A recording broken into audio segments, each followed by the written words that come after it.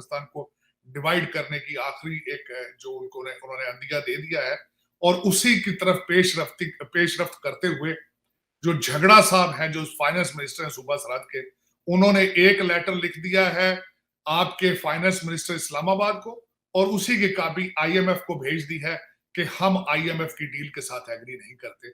अब मैं बताना चाहूंगा कि उसके असरात क्या हो सकते हैं। सऊदी अरब की डील आपकी जो है वो कंटीजेंट है, वो डिपेंड करती है आईएमएफ के पैकेज से।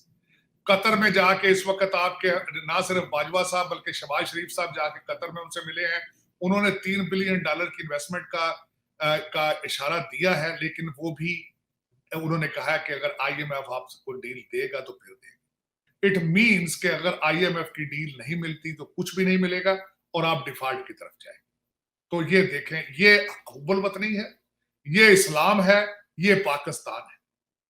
और मैं हैरान हुए इक्तदार के लालच में, इस हिवस में इंसान यहां तक भी जा सकते हैं, इस पस्ती को भी टच कर सकते हैं कि अपने मुल्क की सरहदें वो तब्दील करना चाहते हैं।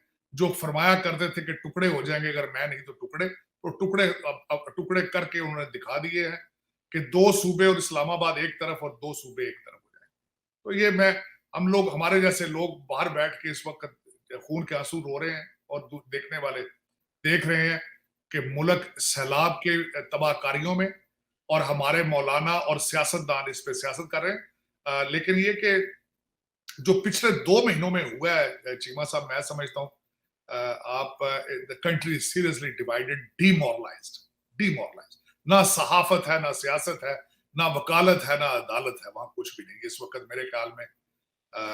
अब आप जिस तरह कहते हैं पाकिस्तान सिसक रहा है किसी गैबी इमदाद के लिए, क्योंकि वहां पे इस वक्त आपका मेरे ख्याल में इस वक्त कोई भी मर्द मोमिन ऐसा मौजूद नहीं है पाकिस्तान के अंदर जो किसी चीज की कुर्बानी दे के कहें कि आई एम बिल के पाकिस्तान को बचाएं। हालात ही हो चुके हैं। बिल्कुल ठीक कह रहे हैं कि मर्द मोमिन नहीं है।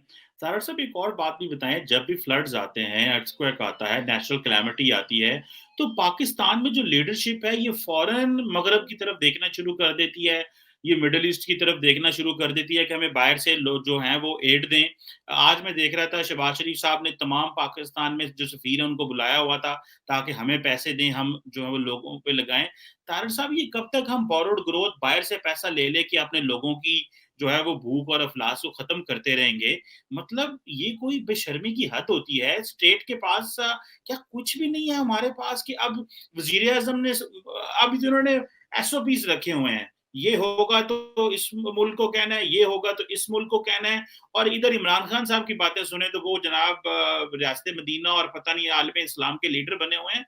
ये बताएं, ये जो पैसे इकट्ठे करने वाले हैं उनका क्या होगा? मतलब एक तरफ तो हम मुल्कों से पैसा मांग रहे हैं और दूसरा पाकिस्तान में हर सेलिब्रिटी पैसे मांग रहा है, वहां से हर बंदा निकला हुआ है, कौन किधर लगाएगा कोई इसकी हमें ऑडिट का नहीं पता। तो ये क्या डायरेक्शन है कि जब भी, अच्छा मजे की बात यह है कि यूरोपियन यूनियन और अमेरिका ने तो थोड़े बहुत पैसों का ऐलान कर दिया है, नहीं ऐलान तारड़ साहब किया तो मुस्लिम दुनिया ने नहीं किया जो हमारे बड़े करीबी हैं, और इमरान खान यूरोप और अमेरिका को गालियां निकालते हैं। इसमें जरा कमेंट करें, और ये जो पाकिस्तान में हर बंदा चंदा इकट्ठा करता रहता है, इसमें भी जरा कमेंट करें, इसका क्या मैकेनिज्म है कि हर बंदे को इजाजत है वो पैसे लगाए ना लगाए, कहां पे लगे, क्या हो? चीमा साहब, मैंने आपको अर्ज किया कि पाकिस्तान के अंदर नेशनल डिजास्टर को अपॉर्चुनिटी समझा जाता है डॉलर और पाउंड्स के लिए। आप जरा गौर से देखें कि जलजला एक बहुत बड़ी डिजास्टर थी जो आया है, तो उसके पैसे कहां गए, उसके ऑडिट कहां गए? उसके बाद कोविड का मैंने आपको अर्ज किया कि वजीर आजम के फंड के अंदर से 40 अरब रुपया वहां से निकला था, आज तक किसी ने उसका जवाब दिया। और ये जो मैं यही अर्ज कर रहा था कि ये जो पैसा आता है बाहर से, वो इस्लामाबाद से बाहर नहीं जाता, वो वहां से इस्लामाबाद जाता है, वहां से बाहर के अकाउंटों में चला जाता है, और पूछने वाला कोई नहीं, पूछने वाला कोई नहीं। इस वक्त मैं नेशनल डिजास्टर एडमिनिस्ट्रेशन की हिस्ट्री पढ़ रहा था, परफॉर्मेंस जीरो। लेकिन वो वहां पे इतने मुलाजमीन, वो सियासतदानों के रिश्तेदार भर्ती हुए हैं सिफारशी, वहां उनको बस कौम के ऊपर बोझ है। लेकिन यही एक वजह। लेकिन इस वक्त जिस दौर से आप गुजर रहे हैं चीमा साहब, मैंने अपने सारी जिंदगी में इतना इतना खतरनाक, इतना बड़ा खतरा नहीं देखा था कि सूबे इंडिपेंडेंटली, सूबे ने सीधा खत आईएमएफ को लिखा है। इस तरह मैंने पहले नहीं होते देखा। मैंने सूबों की पुलिस आपस में लड़ते नहीं देखी। मैंने अदालतें, मेरा मसला अदालतें खत्म। आपको पता होना चाहिए कि सनाउल्लाह साहब के ऊपर केस हो चुका है गुजरात में, एफआईआर हो चुकी, और फिर उसके बाद सुबह सरहद के अंदर तैयारियां की जा रही हैं सारी नून लीग के ऊपर केस करने। मैंने इस तरह नहीं देखा था कि सूबे एक दूसरे के सामने खड़े हो जाए, और इस सारी